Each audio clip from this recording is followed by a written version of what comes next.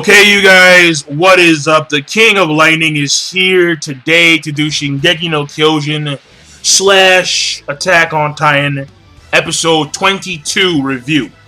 So, this week's episode of Shingeki no Kyojin / Attack on Titan. Practicing my samurai. I want a sword, alright? I want a sword. Someone give me a sword, seriously. I want a fucking samurai sword. I want 8. Just because. Alright. But let me focus on the actual episode itself, right? I don't know what the fuck I'm talking about. I'm going crazy. Fuck it, moving on. The episode it's actually mainly filler, to be honest. The only parts that are actually canon are the beginning and the ending. And then the middle part with the whole bodies being dumped in the back and Titans chasing them, and their friend wanting to go back for the body, but wound up losing the body anyway when he fell off the horse, and then his friend wound up being like slurped up like a freaking like spaghetti noodle. Yeah, that's all filler. But it was still, well, for me personally, since I read the manga, it didn't have the same impact as it would for a purely anime watcher. It's just that for me, I mean, it was impactful nonetheless. Just that for me, not as much because, again, it's filler. But the main point of that whole filler scene is just to understand that the weight of life itself supersedes that of those who were alive. That's why we have guys like Levi and Irvin saying, continue to move forward. Do not go back. Go forward. If you saw your friend die, that's enough evidence as it is. We don't need the body. Keep on going. And his friend's like, yeah, because you care. Oh my god, you're evil. Are you guys even human? I'm going back to my friend. Yeah. Winds up coming back, bam, 2 Titans on him. One obviously a deviant class. It's running like this. It's like, yeah, good fucking job. And then his friend who went back with him wound up getting eaten. Swallowed whole. Yeah, you fucked up, buddy.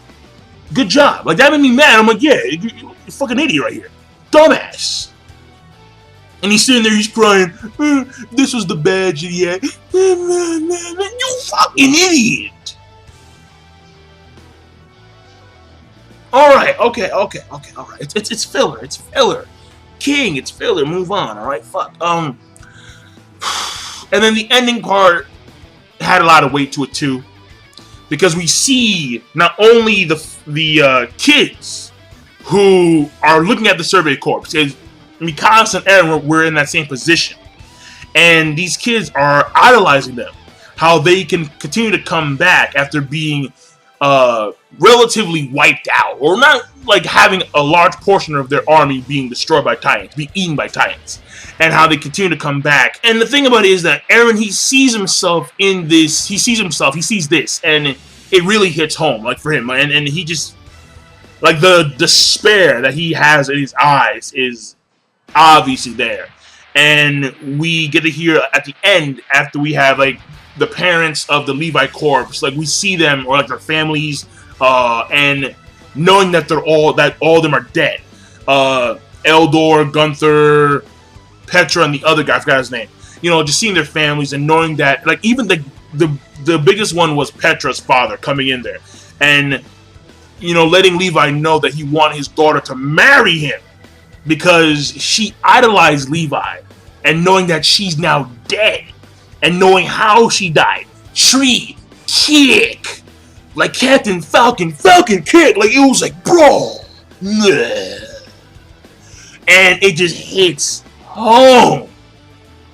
Like, you feel real. And Levi actually, he's not as hardcore as Irvin. Irvin, like, this guy, he's stoic 100%. He's just like, yeah, moving on. Let's go. All right, motherfuckers died.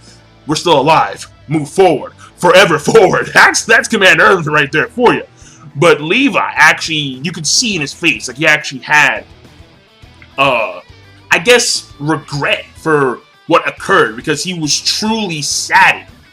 And this is like the main part of the episode that everyone loves, including myself. At the beginning, we see the bloodlusted Levi, Holy shit, man, yeah, bro. She didn't stand a chance. I mean, I understand the fact that the female tie-in was probably exhausted, or the person inside there was probably exhausted because they were continuously using their tie-in powers. And we see Eren use it like the first time. He was exhausted, couldn't even move his legs. And then this time around, she went to tie-in form twice. And she's been fighting against people twice and healing her wounds over and over and over again. So that takes energy. And the thing here is that I understand that she was not at 100%. That she was not at 100%. But does it matter? It wouldn't even matter if she was at 120%, 300%. Levi decimated her. He wrecked her. And I'm not talking about insane shacks. I'm talking about he wrecked this bitch. Like, yeah. And he was like a top. He was like literally like a rotating blade. Just cutting up all parts of her body. That sounds kind of weird. But fuck it. You guys saw it. He was cutting up all kinds of parts in her body. The arms, the feet, the legs, the chest, the elbows. He was ruining this bitch. Wow, this is getting really sexual. The point here is this, man. Levi is devastating. Devastating. Good lord, man. Devastating. I mean, they weren't joking when they said that this guy is the equivalent of like an entire army. They're not joking. He's ridiculous. Frick.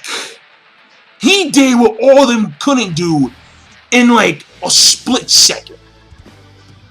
He was like lightning streaks going across her, like, and he was cutting her up. Levi, God. But he got injured. Because of who? Mikasa. Wow. I think that's the first time I've seen Mikasa actually fuck up in terms of combat. Or at least be in a position of inferiority when it comes to combat. Mikasa Ackerman. One of the last, if not the last, Oriental Asian person. Like, that's the thing, though. It's like Levi, he's not, at least as far as I know, he's not Asian. So, I mean, he got injured because of her misjudgment. And when he actually kicked on the female Titan's hand to kick off, he sprained his ankle. But even then, he was able to grab, but even then, he was able to cut the muscles on the Titan's jaw, and the jaw clamped down. Clamped down, and we see Eren there, covered in Titan saliva. Levi, the Great.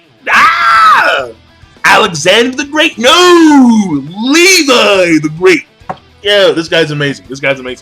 So, the episode rating overall, alright?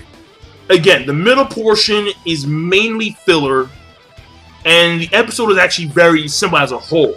Animation was, of course, as usual, on point.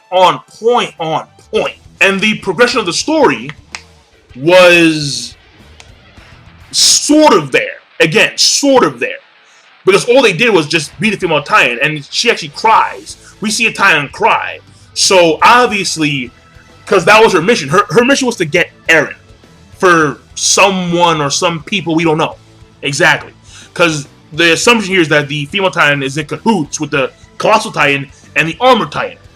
And she was crying. So this mission was, of course, of great importance. That's obvious. That's very obvious. And she failed because Levi. And she started to cry. So that's the thing. Like, the thing about it is that, yeah, so there was story progression, but not as much as I thought there would be. And we're actually only 3 episodes away from the finale, I believe so. Yeah, the season finale. I mean, there may be another season later on. Give or take a few years, because right now, where they are in the manga, actually, no, they really could do a season 2, like, next year, or the year after next year, like 2015, they could. But yeah, the thing about it is that, so basically, rating overall, let me give a rating, right? The rating overall, I'm going to give it a rating of, I thought it was a good episode. I thought it was good. Even though there was filler, I thought it was pretty good overall. Again, pacing was good if you include the filler. progression of story, their animation as usual on Super Point. So overall rating, I'll give it a good. And I'm signing out. Peace. Have a nice day.